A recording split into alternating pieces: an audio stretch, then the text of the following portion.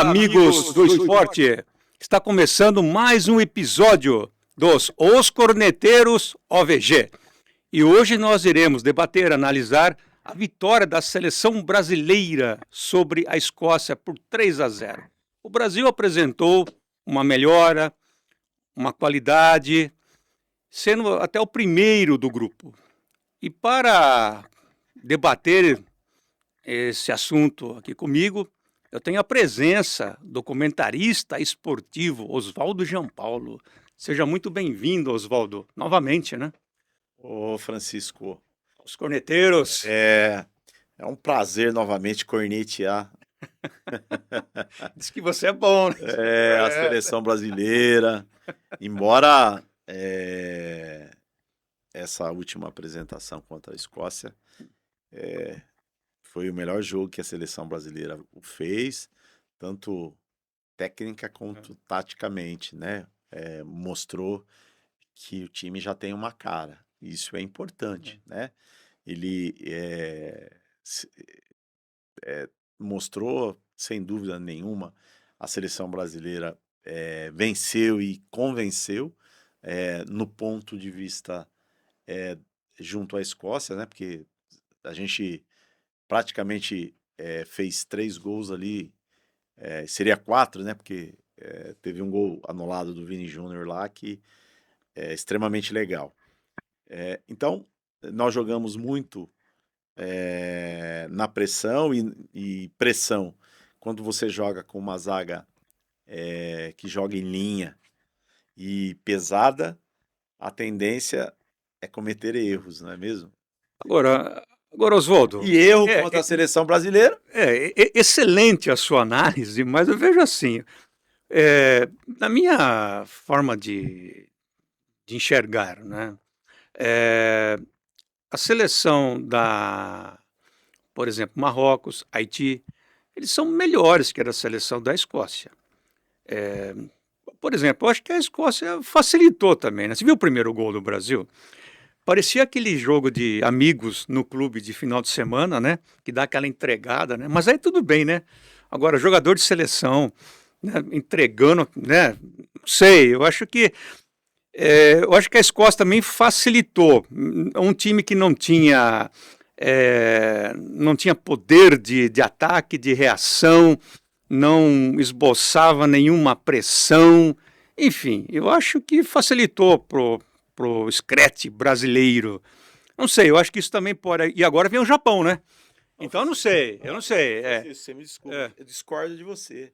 Não, Totalmente. totalmente, você discorda, né? Discordo de você. É, Se você falar para mim que a é. seleção do Haiti é melhor do que a Escócia, Não, ele é, conseguiu marcar 2 em não sei que Marrocos, hein? país você tá aí torcendo, pelo amor de E Deus. nós não combinamos isso, hein? Não é? Não, Esse debate não foi combinado. é por isso que é os Os corneteiros, né? corneteiros. Não, eu entendo assim, Oswaldo, que não, praticamente todos os gols do Você Brasil. tá de brincadeira, né? Não, mas praticamente todos os gols do Brasil, a Escócia entregou de bandeja. Mas foi, Não foi? vamos fazer uma análise aqui. Eu acho que Ah, é, os 2 jogos anteriores que a seleção brasileira fez, contra o Marrocos, uma seleção extremamente aí favorita. Se ela não é favorita ao título, ela é favorita pelo menos a ser uma das semifinalistas. Pelo futebol que vem apresentado, pelo conjunto, pela estrutura que vem apresentando nos últimos 6 anos, né? Na última Copa, né? Eles foram campeão mundial sub-20. Todos os seus atletas hoje titulares jogam na Europa, em grandes clubes europeus. É um time que é muito obediente taticamente, tecnicamente é muito bom.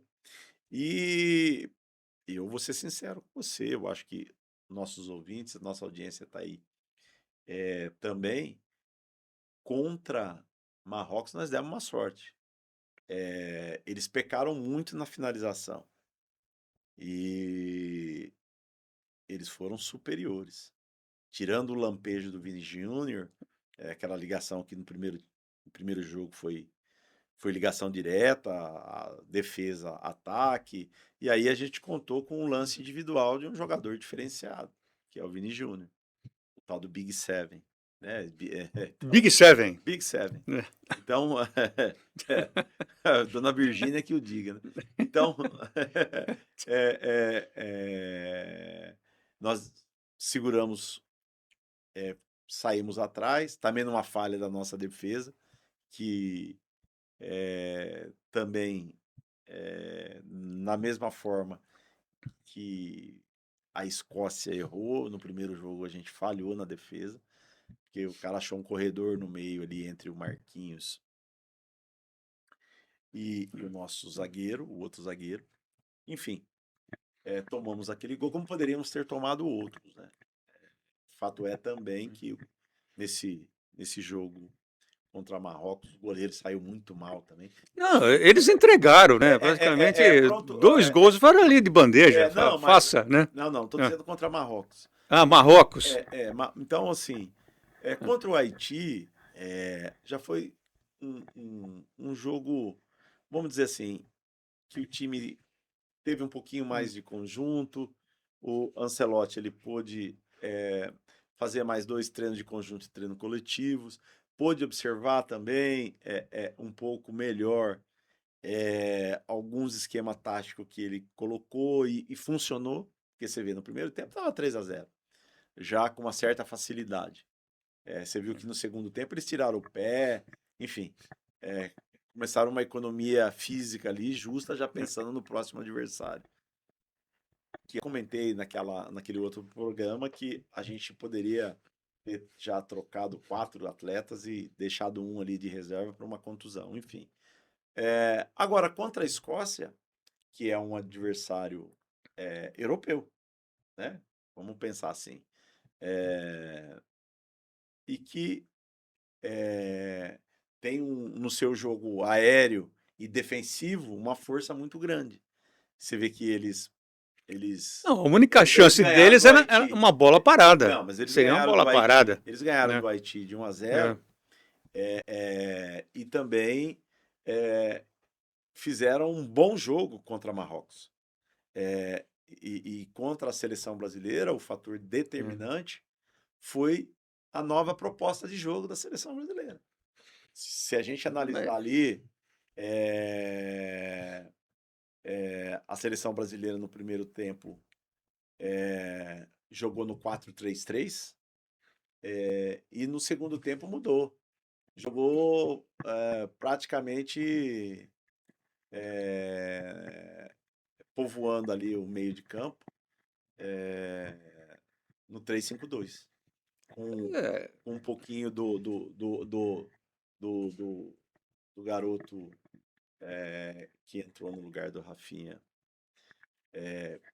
por ter mais pujor, mais pujança física, ele estava ajudando um pouco, vindo buscar jogo, né?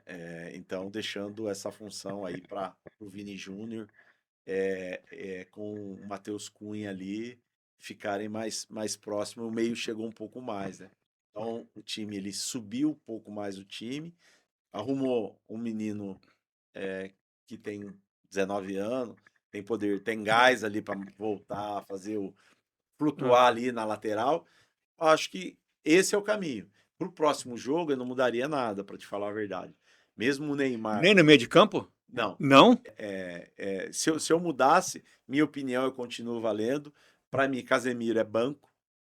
Danilo Santos efetivamente tinha que ser o titular desse time. Sem dúvida. Mas o técnico tá ali, tá acompanhando, ele tá vendo quem tem a sua confiança.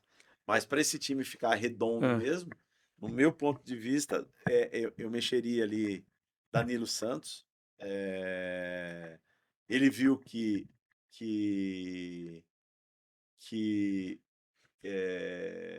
deu certo, encaixou. E a gente poderia ter feito mais. Fez 3. Obviamente que houve erro, mas quando você joga com uma defesa que joga em linha e um pouco pesada, quando você tem atacantes leves, fazendo a pressão ali, principalmente na saída de bola, de quem se propõe a jogar de igual para igual com a seleção brasileira corre o risco. E Será, não Oswaldo? errar. Será? E se você assistir todos os Tá jogos, certo que a camisa, ela tem sempre um peso, né? Claro que tem um peso, mas eu não sei, viu, Oswaldo? Ô, Francisco, Eu acho você que jogou bola? eu joguei, eu joguei bem, né? Só que hoje, né? Hoje eu jogo muito na armação, armando confusão para defesa, né? Contra-ataque para adversário. Na minha época tinha os zagueiros.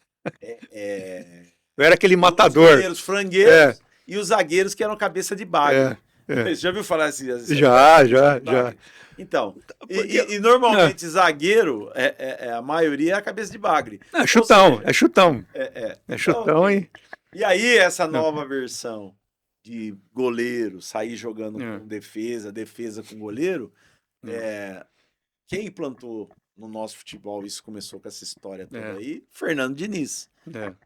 E tantos erros aconteceram, tantos gols foram tomados em saída de bola, o que é normal. Pressão.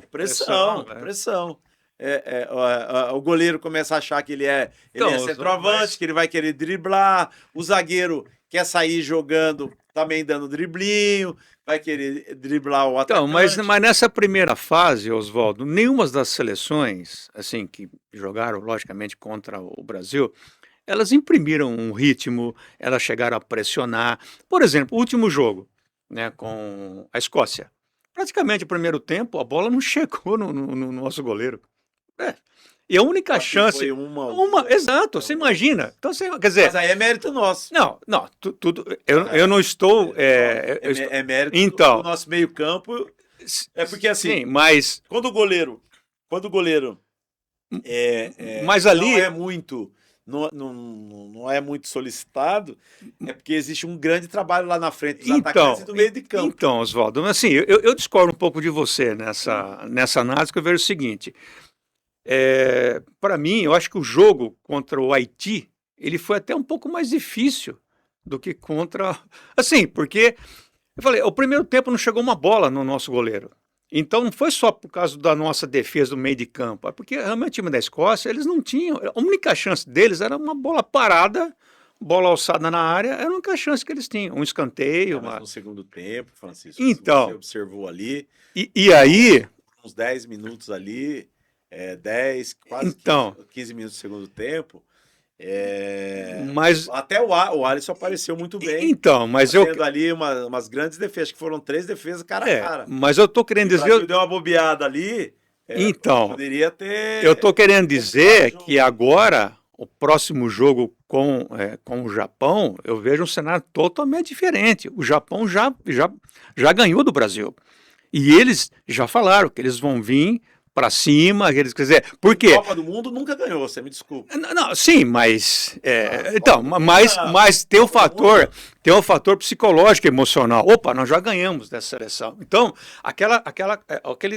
como vou dizer, aquele fator psicológico de olhar para o outro lado, ver a camisa amarelinha lá, quer dizer, contra os japoneses, eu acho que isso vai ser muito diferente.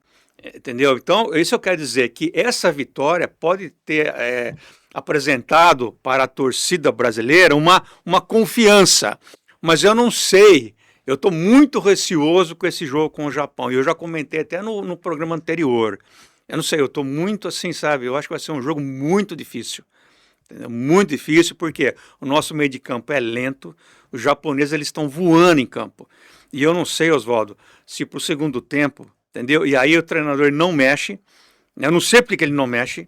Por que ele não troca o meio de campo, colocar o meio de campo mais leve, flutuando, não é isso? Para poder... Você está entendendo? Quer dizer, porque aí facilita o trabalho do nosso time. Porque se o time adversário também não pressiona, claro, você cresce, você vai para cima. Porque a melhor defesa é o ataque. Mas será que com o Japão nós vamos ter Ou seja, agora começa a funilar.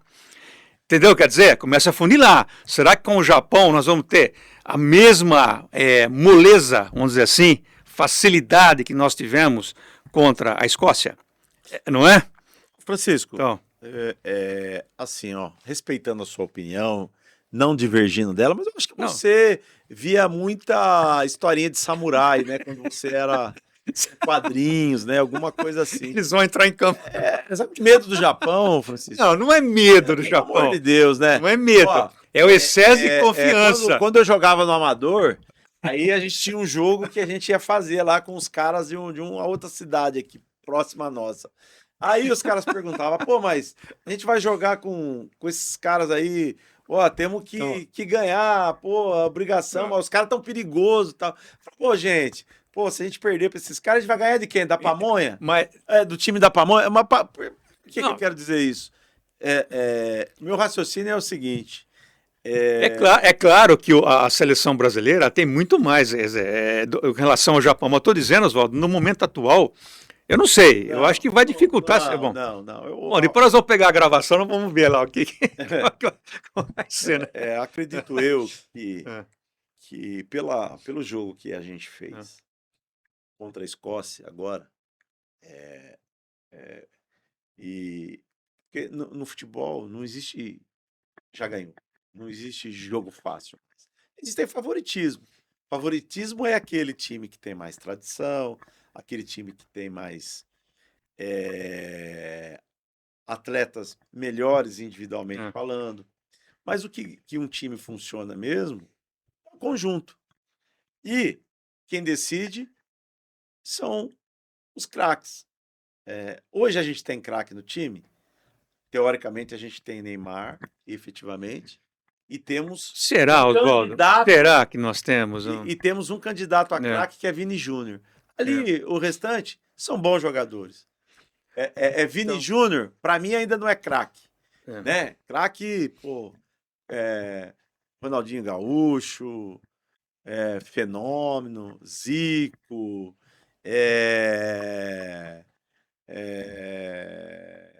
enfim, tivemos um Pita, que eu vi jogava muito, Djalminha, enfim, eu vou ficar aqui falando, mas hoje em dia não temos mais esses grandes nomes para falar. Hoje a gente tem bons jogadores e jogadores medianos. Então, e o Japão, você poderia falar um nome de algum jogador aí do Japão que você acha que é craque? Fala aí para mim. Eu vejo assim. Eu tô te perguntando. Não, você sabe algum jogador eu não vejo. Japão? Então, mas aí que está o perigo. Porque quando você tem do outro lado um jogador que é o destaque, você marca a sua pressão, pronto. A bola não chega nele. A bola não chegando nele, você já tira. Discordo de você. Você já tira um poder. Agora, quando é um time. Porque os japoneses, eles são muito disciplinados. Disciplinado. Com você. E isso é o excesso de confiança. É contra o Japão. Contra o Japão. Pô, vamos lá. Não sei, Oswaldo. Eu tô. Sabe? O que eu percebi? Porque eles correm. O goleiro deles é muito bom, da seleção japonesa. O que eu percebi então. do Mister, do Ancelotti? O que acontece? A cada jogo, ele estava buscando a melhor referência para montar o time. Nesse último jogo contra a Escócia, ele achou qual seria essa referência. Entendeu? E essa referência que ele achou, efetivamente, nos deu uma confiança tática muito melhor. Então, eu acredito que ele está estudando. Será, Oswaldo? Eu acho que ele está meio perdido, hein? Não.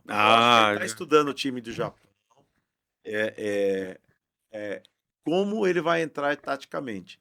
E você sabe, né, que futebol, o segredo são os primeiros 15 minutos. Para baixar a adrenalina e para começar a se impor taticamente.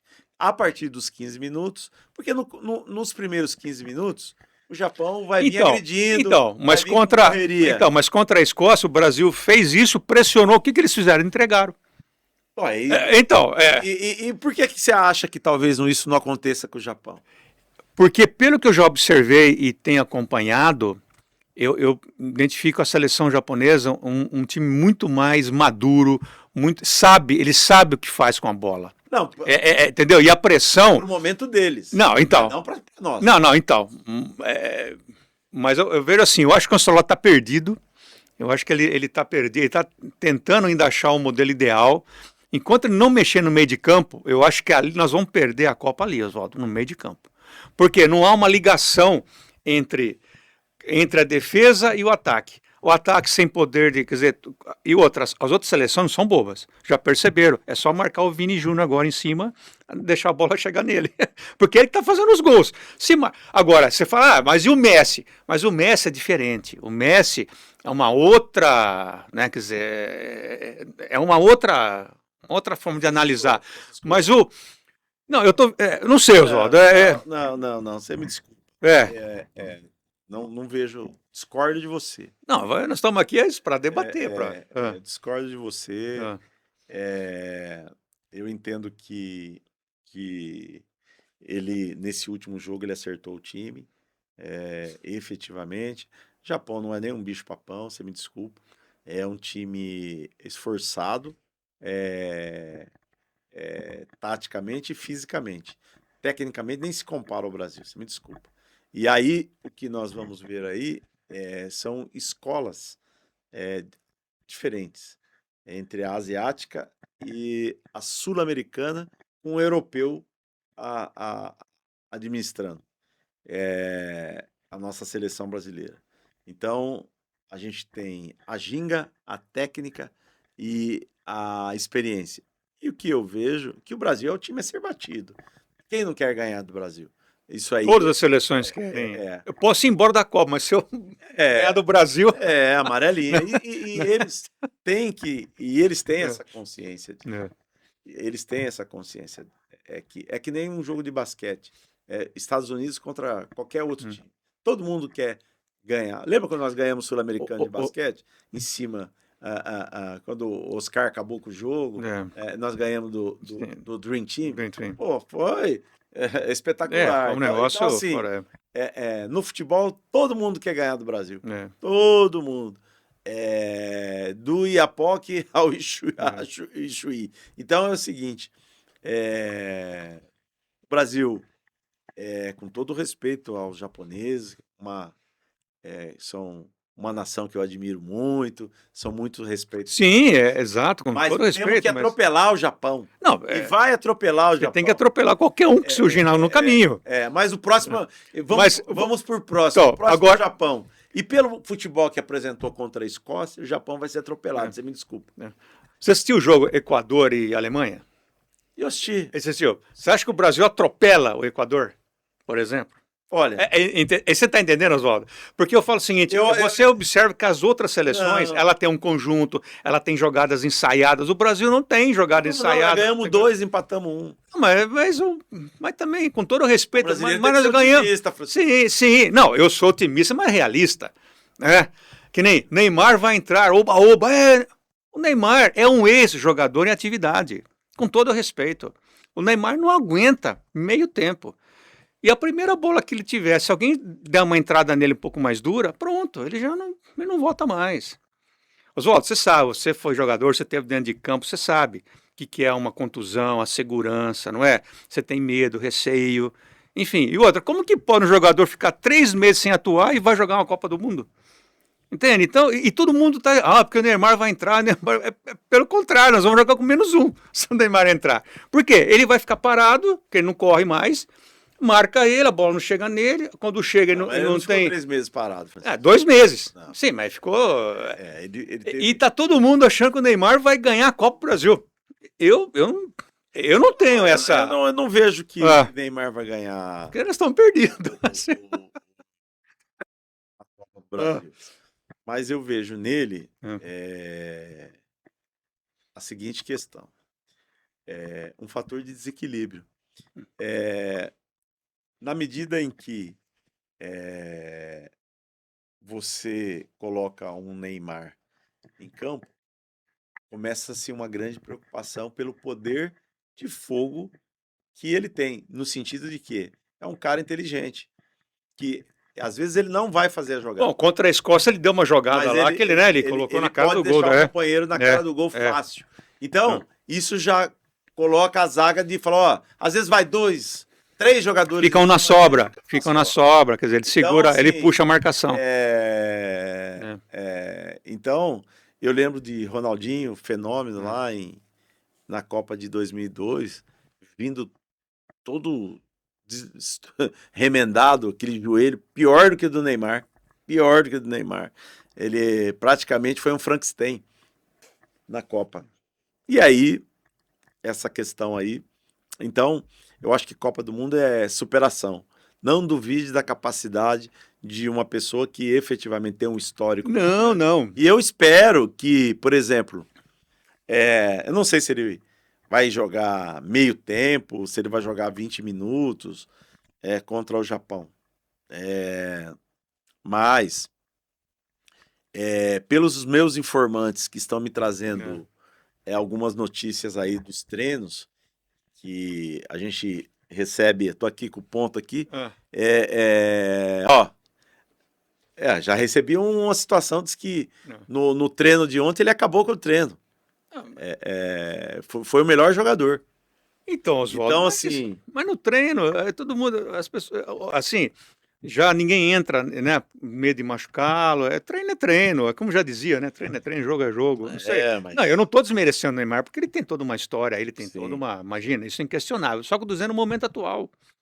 No momento atual, eu acho que ele não tem condições mais de disputar uma Copa, ele não tem condições de, enfim, ele não aguenta 20 minutos, meia hora, Mas, né? ó, independentemente, no jogo contra a Escócia, o Brasil fez um excelente jogo, o Brasil foi para cima. Vinícius Júnior, o melhor em campo, como eu te disse, candidato a craque. É um jogador que tem muita explosão, muita força e muita técnica. E se não fosse tão fominha e erguesse um pouquinho mais a cabeça, nós tínhamos feito 5, 6 gols. Fácil. Então, mas pela nossa competência, pela fraqueza deficiente Pela do nossa adversário? competência. Será? Eu tenho minha dúvida. O Brasil nunca ganhou. A Escócia nunca ganhou do Brasil. Não, E de 10 jogos, e o Japão- o Brasil ganhou 8 e empatou 2.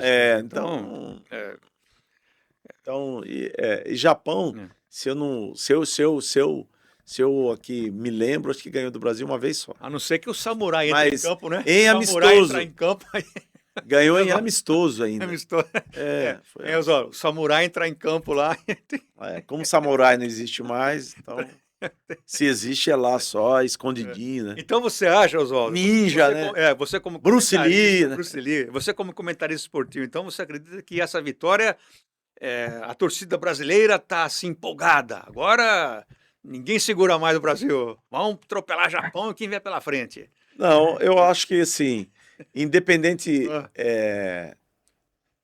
de qual é o próximo adversário é o Japão. é. Então, se analisar pelo retrospecto futebolístico, Brasil, se fosse uma bolsa de apostas, eu ia 9-1 no Brasil, obviamente. Você iria no Japão? Eu posso ganhar sozinho, né? Então, aí é a zebra, né? É a zebra. Lembra? Que Aí eu falo. zebra! Olha aí. É que nem o Walt Disney, ele sempre Você falava falou isso, aí né? do Equador.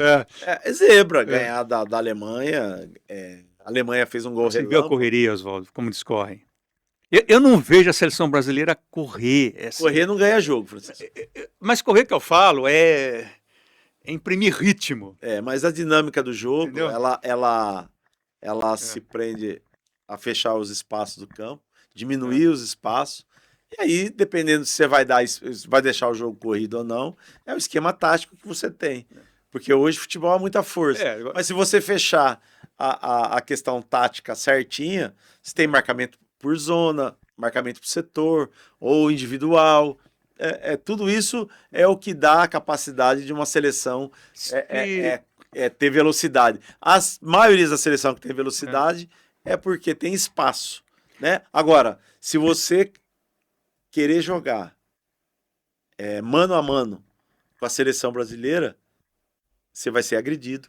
Não, se pegar num dia inspirado, os caras inspirados, você vai ser goleado. Não, em termos de qualidade, é inquestionável, né, Oswaldo? Realmente, você tem toda a razão. Agora, se nós passarmos pelo Japão, qual que seria a tendência? Qual que seria um adversário? Você chegou já a fazer Não análise assim? Não cheguei não, mas Mas... aí já estamos falando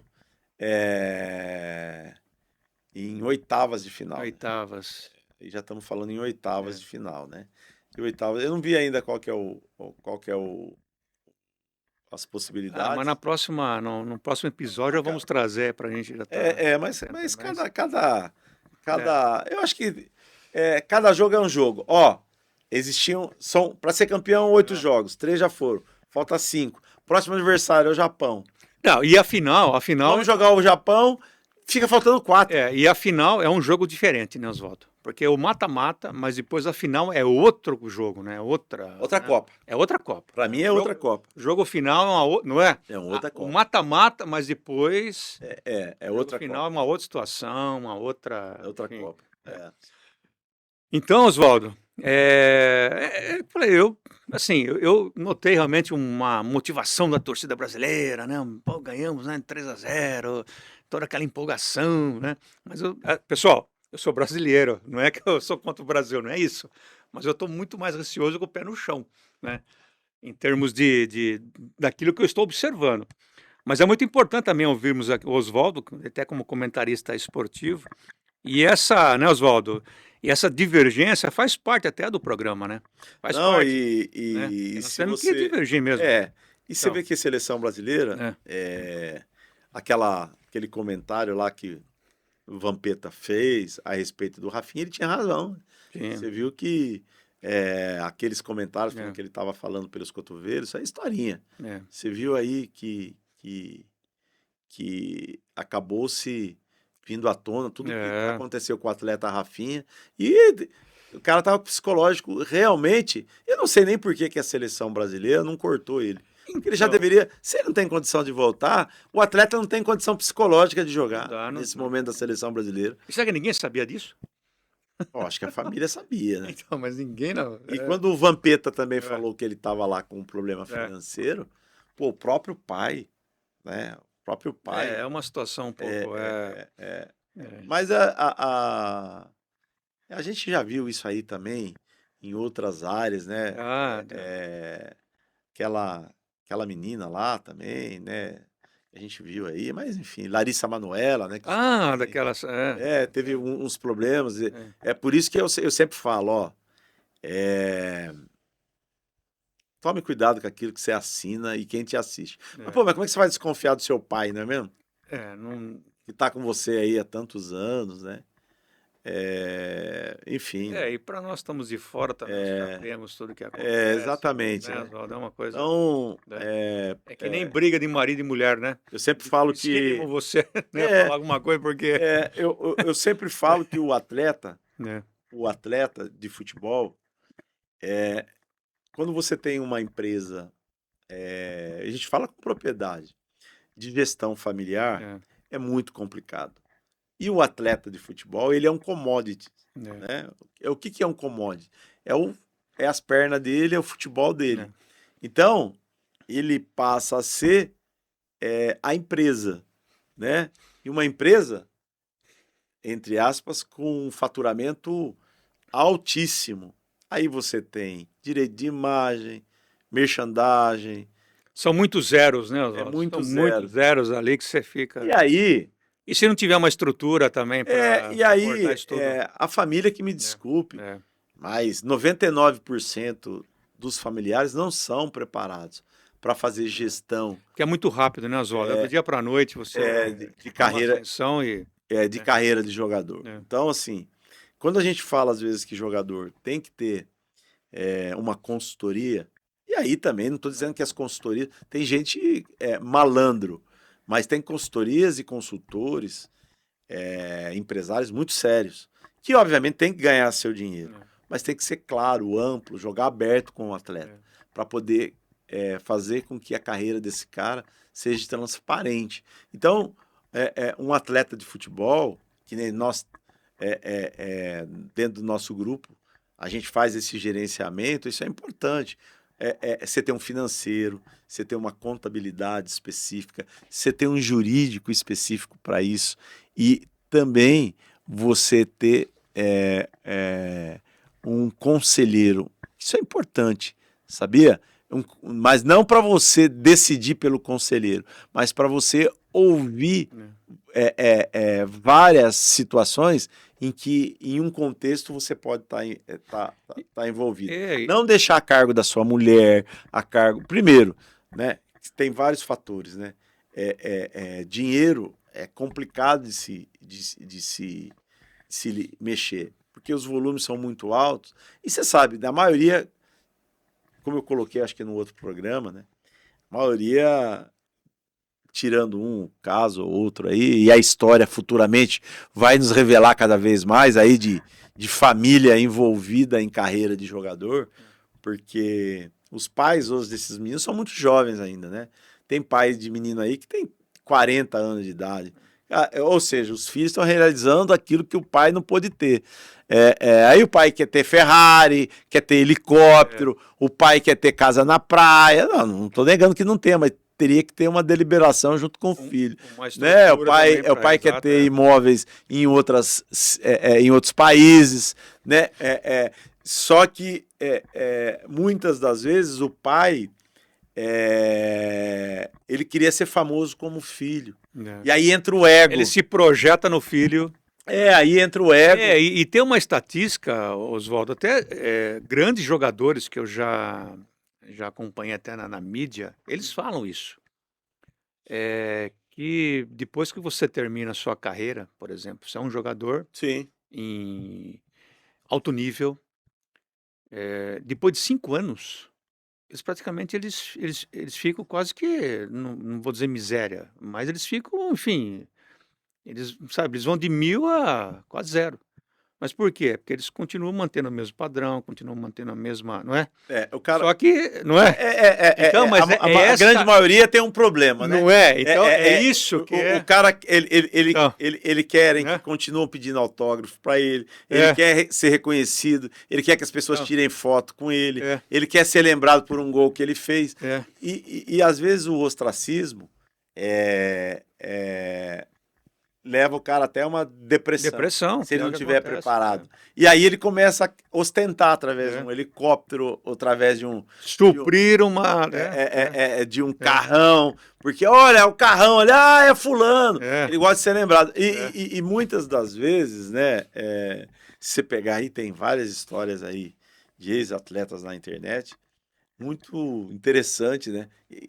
Mas se não fosse triste, seria... Se não fosse cômico, seria triste. Ou se fosse triste, seria cômico, né? Por má gestão, de confiar em parentes, de fazer negócios errados. Oswaldo, eu sei, você como comentarista esportivo, mas sei também que você é um grande gestor, né? Tá certo que o nosso programa aqui, ele é um programa esportivo. Sim, sim. Mas, e você, sei também que você é um preparador físico, você foi um atleta, né?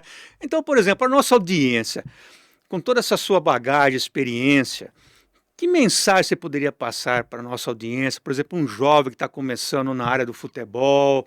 Porque eu acho que é importante, né, Oswaldo, aproveitarmos esse espaço para também trazermos, né, vamos dizer assim, às vezes uma mensagem que pode até ajudar muitos desses jovens que estão nas categorias de base, às vezes já tendo uma ascensão, já começa assim, né, até aquela, como que enfim, deslumbrar, né, Oswaldo, com tudo que acontece numa carreira de um jogador de futebol, né? Eu acho que é importante ouvir você, porque você tem a experiência nesse... E com muito sucesso, né? Olha... Se pudesse dirigir para a câmera, para a nossa audiência, né? Não é oportuno, Oswaldo? É assim. Na verdade, para esses meninos que estão na base, o meu recado vai até para os pais dele, não vai nem muito para eles, né? Por quê? Porque muito desses meninos, a sua grande maioria, vem de muitas famílias humildes aí, efetivamente. E essa humildade dá poder para muitos empresários que estão no meio, os espertalhões, na hora de assinar um documento, na hora de efetivamente fazer qualquer tipo de contrato. Você viu aí o rolo que deu aí com luva de pedreiro recentemente, enfim, tô dando esses exemplos aí, porque assim, existem muitos aproveitadores. E obviamente, quando você tem um talento, aquele talento é um commodities, né? Você vê exemplos aí de gestão profissional, Palmeiras, por exemplo, aí eu vou citar como exemplo, porque é um time que eu considero um time sério nas categorias de base, né? E muitos times que estão aí, a banca rouca, que antigamente revelavam grandes atletas na sua base, hoje sucumbiram-se à indústria dos empresários. Tem time fake aí, que é time de empresário, inteirinho praticamente. E aí, como é que um time vai viver só com receita de bilheteria, dependendo da divisão que ele está? E aí, eles esqueceram, e aí é um recado que eu dou para esses dirigentes, que o maior commodities de um time de futebol é a sua base. Porque a base é o futuro do futebol mundial, brasileiro. É aí que vão sair as joias, aí que estão as joias, aí que vai sair os milhões, os bilhões. Olha o Palmeiras. Então, muitos times ali olham para a base só como um meio, não um fim, para ter no seu currículo que ele tem uma base. Poxa, e o maior investimento de um time de futebol, perto de um time profissional, é a base, que é alojamento, refeição, atendimento odontológico, médico e educacional, né? E na minha época, para você permanecer na base, você tinha que ter notas excelentes na escola, né? Então eu tinha lá café da manhã, almoço, café da tarde e jantar. E para mim, quando você está falando de juvenil A, na época, juvenil B, para permanecer na base, as suas notas também na escola eram importantíssimas para você ter boas notas. Ou seja, você tinha que efetivamente unir o seu talento com a sua dedicação aos estudos. Por quê? Porque através dos estudos você tem uma capacidade melhor de entender. E hoje em dia você tem a internet, né? Você tem tudo ao seu redor. Se os pais não souberem, tiverem alguma dúvida, procurem entender antes de assinar um contrato, um documento, pega esse documento, traz para um especialista dar uma olhada. Mas eu não tenho como pagar. Meu, dá um jeito. Vocês têm como fazer alguma coisa. Melhor, às vezes, pagar um salário mínimo para uma análise contratual do que você ceder a sua joia por milhões para um cara que efetivamente vai só sugar seu filho, e o clube também por anos, e onde você vai ser obrigado a ficar com aquele cara ali, produzindo. Olha aí o Rafinha agora, o exemplo com o próprio pai. Então, cuidado com o que vocês assinam, mas não só no futebol, mas em qualquer negócio que você fizer. Antes de você, se você não sabe ler, se você tem dificuldade de entender, leva para alguém que tenha essa capacidade por você, para que antes de você colocar o dedão ou colocar o seu visto, você faça, mas faça consciente. E aí, o meu recado é esse, Francisco, para terem cuidado com o que assinam.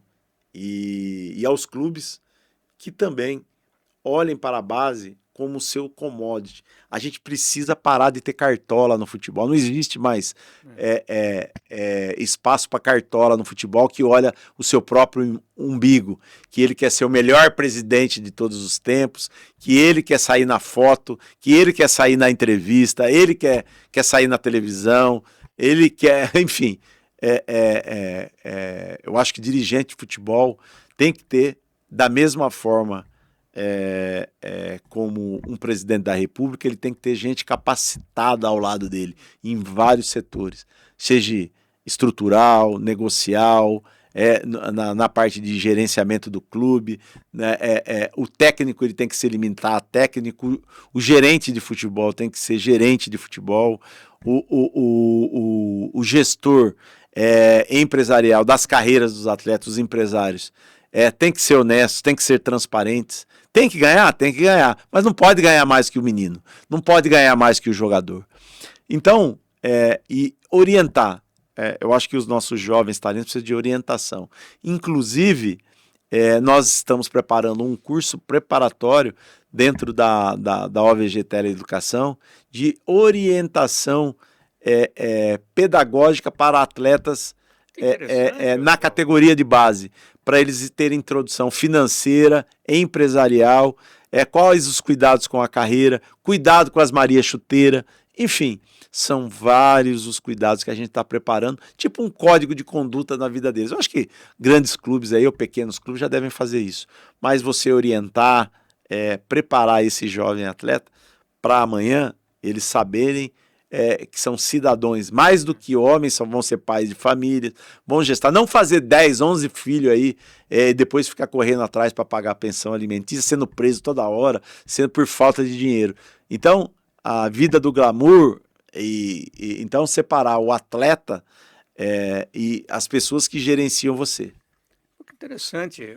Oswaldo, excelente a sua análise até. Pessoal, vocês observam que o programa Os Corneteiros, apesar de ser um programa esportivo, mas vocês também estão acompanhando que ele também traz assim bastante informações, né, Oswaldo? Essas que são muito úteis para você. Então, por exemplo, essa da OVG Teleeducação é Isso. novidade, Oswaldo.